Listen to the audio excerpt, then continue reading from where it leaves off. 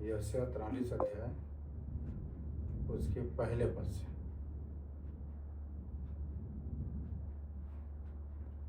क्या लिखा? हे इज़राइल तेरा रचने वाला और हे याकूब तेरा सृजनहार, यहोवा अब यूं कहता है, मत डर, क्योंकि मैंने तुझे छुड़ा लिया है, मैंने तुझे नाम लेकर बुलाया है ना, तू यहाँ मेरा ही पर स्पष्ट कर दिया है वहाँ से ना, हे इज़राइल मैं तेरा रचने वाला और हे याकूब मैं तेरा सृजनहार। ठीक है, मैंने तुझे क्या किया है? छुड़ा लिया है और नाम लेकर बुलाया है। कहने का मतलब ये है महाजन कि जब तक परमेश्वर का आह्वान नहीं होगा तब तक कोई नहीं आ सकता, है ना। हमारे परमेश्वर के पास तो सब चीज़ है, हर चीज़ है, जीवन है, आनंद है, शांति है, धन है, बुद्धि है, सारा चीज़ है परमेश्वर के पास। ऐसा नहीं है कि ये नहीं है करके, सारा चीज़ परमेश्वर के पास है। पर ना लिखा है ना 2 कुरिन्थी 4:3 में, मत खोलो उसको, कि संसार के ईश्वर ने मनुष्य की बुद्धि को अंधी कर दिया है ना। और जब तक मनुष्य अपना सहारा नहीं लेगा ना, अपनी समझ के सहारा नहीं लेगा, तो समझ कर परमेश्वर को पा जाएगा। और जहाँ तक मनुष्य अपनी बुद्धि लगाते रहेगा ना, वो परमेश्वर के पास नहीं जा सकता, है ना। आप लोग अपने आप को धन्य कहो कि परमेश्वर आप लोगों को चुन लिया, है ना, बुला लिया। यहाँ तक कि नाम लेकर, कहाँ से बुला रहे हैं मालूम? नाम लेकर जो बुला रहे हैं ना, आदम से बुला रहे हैं।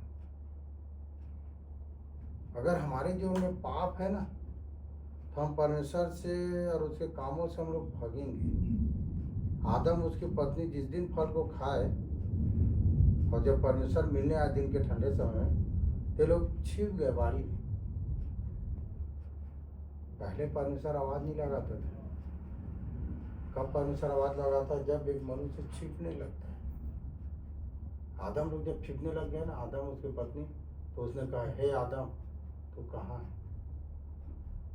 जब उसको आवाज लगाना पड़ गया तो नहीं जान रहा है कि ये भले बुरे के ज्ञान का फल खा लिया है, पर ये आवाज लगा है ना कि हमने तेरे शब्द सुन बारी में सुनकर डर गए, क्योंकि हम नंगा थे तो छिप गए। इतना ही बोला, परमेश्वर बोला कि किसने तुम्हें जता दिया कि तुम नंगे हो? क्या जिस वृक्ष के फल मैंने खाने के लिए मना किया था, क्या उसको तुमने खाया? तो मनुष्य भले बुरे के ज्ञान का जो वृक्ष का जो फल है ना भाषा, वो मनुष्य का मन है। अगर हम लोग भी धोखा खा सकते हैं, ऐसे बात नहीं है। कब? जब मनुष्य के मन की बात सुनने लग जाएंगे, क्योंकि मनुष्य के मन ही भले बुरे के ज्ञान का वृक्ष है। भला भी बोलते हैं और बुरा भी बोलते हैं, दोनों बात बोलते हैं हम लोग, भला बुरा दोनों बोलते हैं, और हम लोग वही धोखा खा जाते हैं। ठीक है, तो मनुष्य जब परमेश्वर के पास नहीं आ सकता जब तक, लिखा है यूहन्ना 6:44,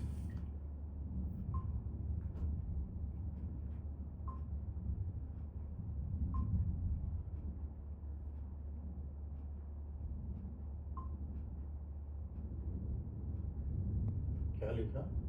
कोई मेरे पास नहीं आ सकता। सीधा यीशु बोल दिया ना, कोई मेरे पास नहीं आ सकता, जिसने मुझे भेजा है उसे खींच ले। हम लोगों को तो दर्द होता है, कभी कभी तकलीफ होता है। कैसे? मैं अपने मामा को बताने का प्रयास करता हूँ, नहीं सुनते। अपने जीजा को बताने का प्रयास करता हूँ, नहीं सुनते।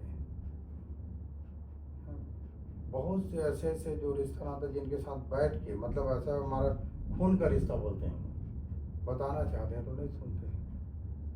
क्योंकि यहाँ तो स्पष्ट लिख दिया कि कोई मेरे पास नहीं आ सकता, जिसने मुझे भेजा उसे खींच ले।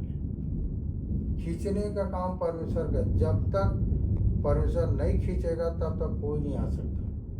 और इसीलिए वहाँ पर बोल रहे कि हे इजराइल मैं तेरा रचने वाला और हे याकूब मैं तेरे सृजनहार। यहोवा अब यूँ कहता है कि मैंने तुझे छुड़ा लिया है और मैं तुझे नाम लेकर बुलाया है। नाम लेकर बुलाता है, हर एक अलग फील होता है। मैं जब परमेश्वर को जाना ना, और जब मैं बाइबल को पढ़ता था ऐसा लगता था कि ये मैं सदियों से इसको जानता हूँ।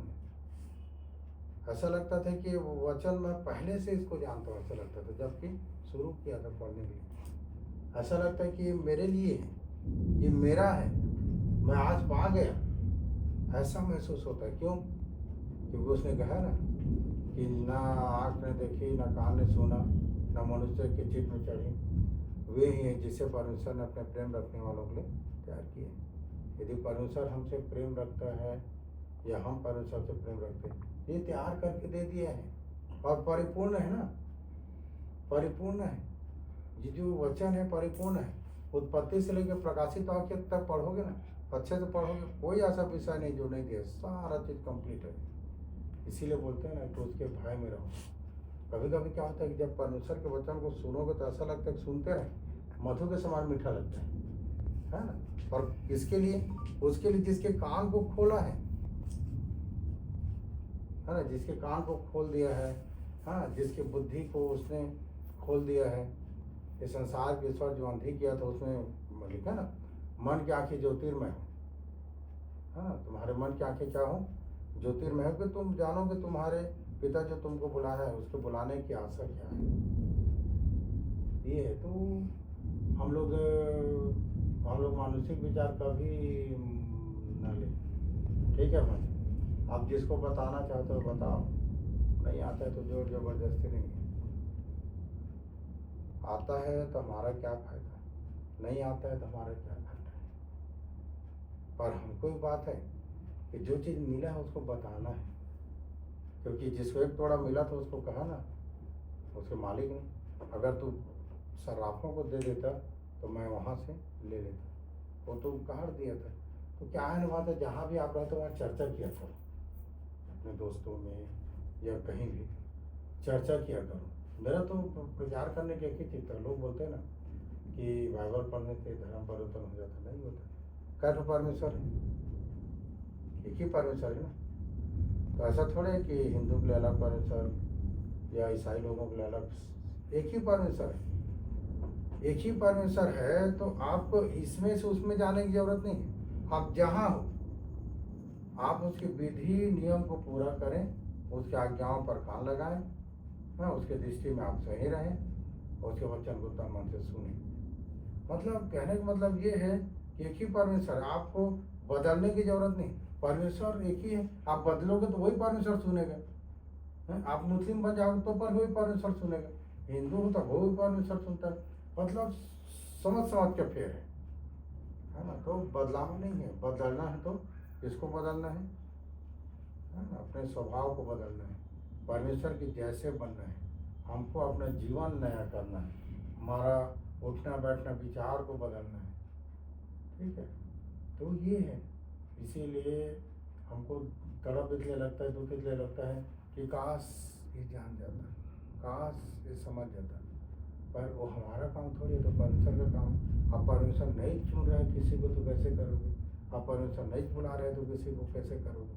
हम तो जोर जबरदस्ती नहीं कर सकते, पर हमारा काम है जहाँ तक हम बता दिए हम बता दें। क्योंकि किसी एक को भी बताते हैं इस विषय में, उसका आपके साथ मतलब वो जुड़ता है ना, वो प्रतिफल जुड़ता है। ऐसा नहीं कि मतलब सबको बताता हूँ, सब जगह बो देता हूँ और काटने वाला के काट लेगा, है ना।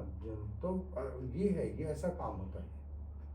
इसीलिए हमेशा इस बात को ध्यान रखना कि हमें सही बनना है, हर तरह से, अंदर बाहर हर तरह से। हमारे काम, हमारे सब काम, ये बात न रहे कि मैंने ये काम नहीं कर पाया, मैं वचन को था, सब काम को करो। जो आपको लगता है कि वचन में जो दिया है वो सब को करो, पर बड़ी ईमानदारी के साथ, है ना। इधर उधर घुमा फिरा के नहीं कोई बात, सब चीज़ को, तभी परमेश्वर हमको छोड़ेगा नहीं और कभी नहीं त्यागेगा, हमेशा हमारे संग साथ रहेगा। ठीक है, इसीलिए हम सब के लिए दुआ करते हैं, क्योंकि प्रभु तरस खाए ना सबके लिए, हमें भी तरस आता है, दया आता है प्रभु में है तो, क्योंकि उसका स्वभाव हमारे जीवन में रहना चाहिए। हम सब चाहते हैं कि हर एक जन बच जाए, कोई तो कोई नाश मत हो, ये परमेश्वर को जुड़ा है। इसीलिए बोलते हैं ना कि आग में से झपट कर निकालो और बहुतों के साथ दया करो, और उस वस्त्र से भी घृणा करो जो शरीर के द्वारा कलंकित हो गया है। ठीक है, तो याकूब को बुलाए ना, याकूब को परमेश्वर यहोवा बुलाया, हे याकूब मैं तेरा रखने वाला, और हे इजराइल मैं तेरे सृजनहार। यहोवा अब यूँ कहता है कि मैंने तुझे छुड़ा लिया है और मैंने तुझे नाम लेकर बुलाया है। ठीक है, दुआ करें।